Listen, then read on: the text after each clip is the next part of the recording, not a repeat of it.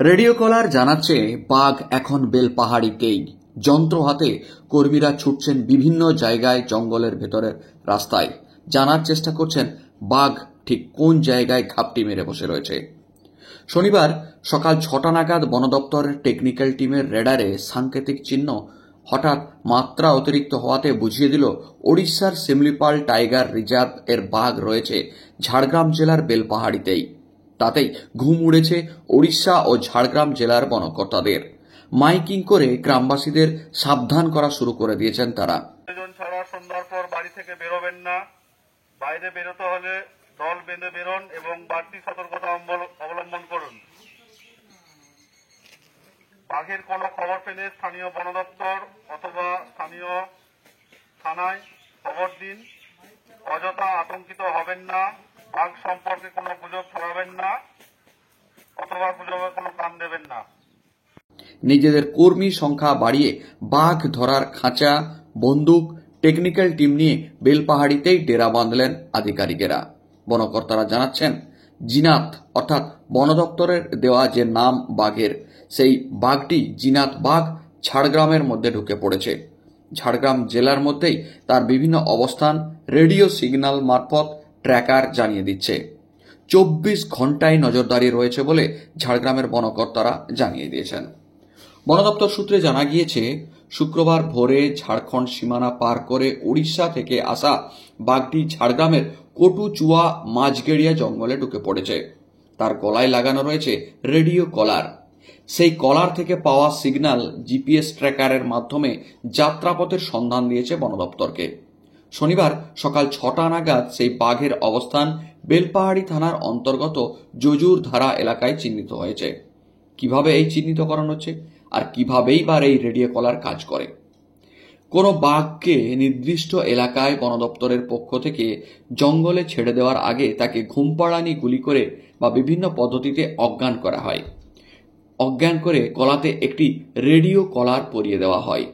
Radio কলারটি অত্যাধুনিক উচ্চ ক্ষমতা সম্পন্ন ব্যাটারি পাওয়ার যুক্ত একটি মজবুত লেস বা গলাতে বেল্টের মতো। বাঘের গলাতে লাগানো মজবুত সেই বেল্টের বা কলারে লাগানো থাকে একটি জিপিএস ট্র্যাকার, যা স্যাটেলাইট মারফত বন দপ্তরের কাছে সিগন্যাল পাঠাতে পারে। বন দপ্তর বাঘের গলাতে সেই ট্র্যাকার তথা জিপিএস লাগিয়ে ছেড়ে দেয়। জ্ঞান ফিরলে বাঘ গলাতে লাগানো সেই জিপিএস কলার নিয়েই বেরিয়ে যায়। প্রথমটা নিজের অস্বস্তি মনে হলেও বাঘ সেই কলার টেনে ছিঁড়ে ফেলতে পারে না। এরপর বাঘ যেখানেই যায় সেই জিপিএস স্যাটেলাইট মারফত রুট ম্যাপ চিহ্নিত করে দেয় বন দপ্তরের রেডারে। তবে সেই বাঘ অনেকটা দূরে চলে গেলে অনেক সময় অফিসের রেঞ্জের বা অফিসের রেডিও কলারে যে সিগন্যাল তা পেতে অসমর্থ হতে হয়। তখন রেঞ্জের বাইরে বেরিয়ে গেলে বনকর্তাদের সিগন্যাল ক্যাচিং ডিভাইস নিয়ে জঙ্গলের রাস্তায় বের হতে হয়। গভীর জঙ্গলের বিভিন্ন রাস্তায় দাঁড়িয়ে সিগন্যাল খুঁজতে হয় বাঘ কোথায় রয়েছে। সেই কাজটাই এই মুহূর্তে চলছে বেলপাহাড়ির আমলাসোল এলাকাতে।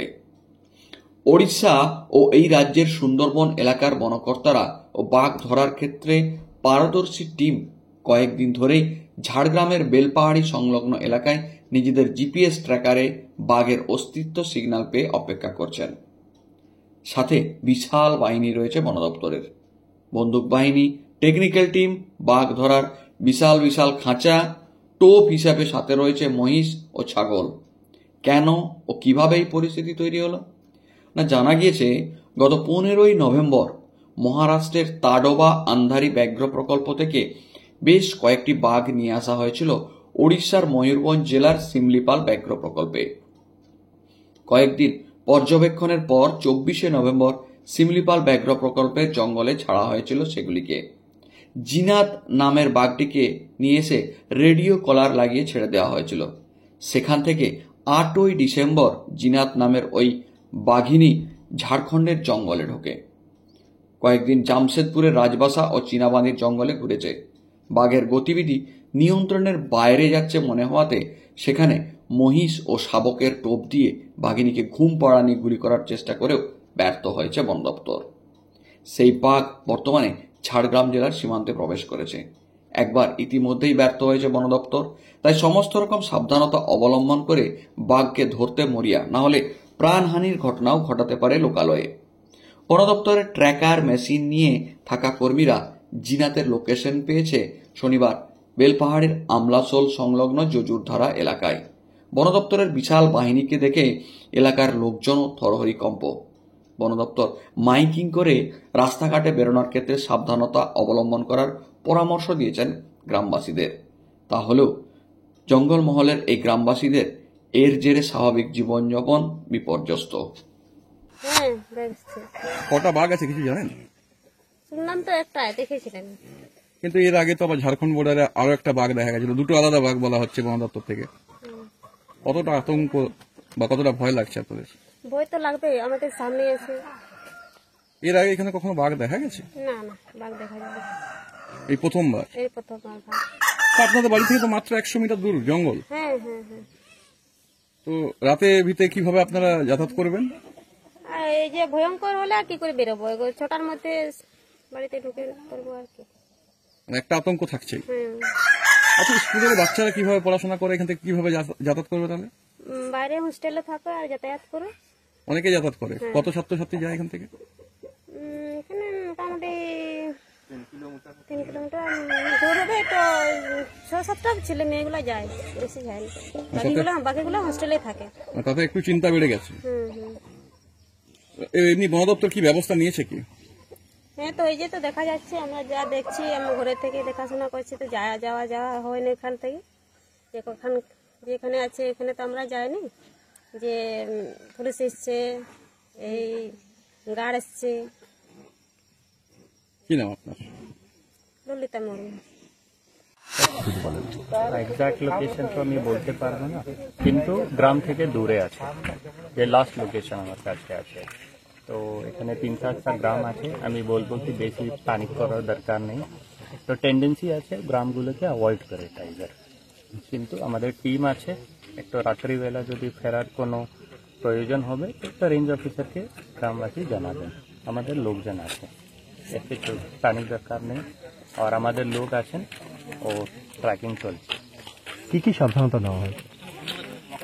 আর আমাদের থেকে যে চারদিকে এরিয়া আছে, তো ট্র্যাকিং তো আছেই, আমাদের কাছে লোকেশন আছে যেখানে যেখানে বাঘের মুভমেন্ট হবে। আমাদের গাড়ি ওখানে অলরেডি আছে, তো যেখানে যেখানে একটু সম্ভাবনা আছে যে ওখানে টাইগার মুভমেন্ট হতে পারে, আমাদের টিম স্টেশন আছে।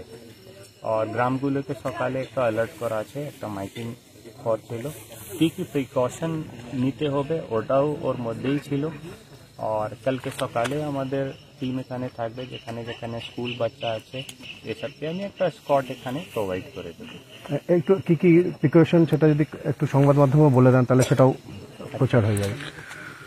বেশিরভাগ দিনের বেলা এই যে জঙ্গল আছে এটাকে একটা অ্যাভয়েড করতে হবে, ঠিক আছে, যাওয়ার দরকার নেই। তো জঙ্গল একটু মতলব রিস্ক আছে, ওটা আমাদের ফার্স্ট একটু অনুরোধ আছে। সেকেন্ড আছে, যদি সন্ধ্যা পরে মুভমেন্ট করতে হবে তো এরিয়া তো জঙ্গল লাগু আছে, একটু রেঞ্জ অফিসার বিট অফিসারকে জানাবেন। আমি একটু গাড়ি স্কট এখানে প্রোভাইড করে দেব। আমাদের গাড়ি এখানে থাকবে 24 আওয়ার্স। ও ছাড়া একটু যদি একটু বাড়ির কাছে আওয়াজ করে একটু বেরোতে হবে, এসব লাইট একটু যদি ব্যবহার হয়। কিন্তু সব থেকে ইম্পর্টেন্ট রেঞ্জ অফিসারকে একটু জানাবেন, রেঞ্জ অফিসার বিট অফিসার হোক, আমাদের গাড়ি হোক, ঠিক আছে। আর বাকি যে পাবলিক রিপ্রেজেন্টেটিভ এখানে আছে আমাদের রেঞ্জ অফিসার সম্পর্কে থাকে। এখানে কি খাঁচা, তারপর মহিষ, মানে ওদের বিভিন্ন সেগুলো কি সব নিয়ে আসা? যেগুলো প্রিকশন লাগবে আমি মতলব আমাদের টিম ফুললি প্রিपेयर्ड আছে। और अन्य स्टेट के साथ फुल्ली इन कोऑर्डिनेशन আছেন, ডিস্ট্রিক্ট অ্যাডমিনিস্ট্রেশন সবাই আছেন এখানে, মতলব ফুললি ইন কোঅর্ডিনেশন আছে। পুরো ইনফরমেশন ফ্লো প্রপারলি হচ্ছে, তো এখানে কোনো ভয় দরকার নেই, ফুললি প্রিপেয়ার্ড আছেন। এখানে 3টে স্টেটেই কি আছে? ওড়িশা আর ওয়েস্ট বেঙ্গল এখন আছে। ঝাড়খণ্ড ঝাড়খণ্ড ছিল, এখন আমি জানি না। আচ্ছা, তো এই রাতে কি গ্রামের ভেতর ঢোকার কোনো সম্ভাবনা এরকম কিছু আছে? টাইগার তো আমি বলতে পারবো না, ঠিক, কিন্তু আমাদের লোকজন গাড়ি থাকবে গ্রাম কাছাকাছি যে রাস্তা হবে। আর যদি গ্রাম কাছে যদি টাইগার চলে আসবে তো আমার কাছে ফার্স্ট ইনফরমেশন চলে আসবে, আমি একটু তাড়াতাড়ি রেসপন্ড করতে পারবো।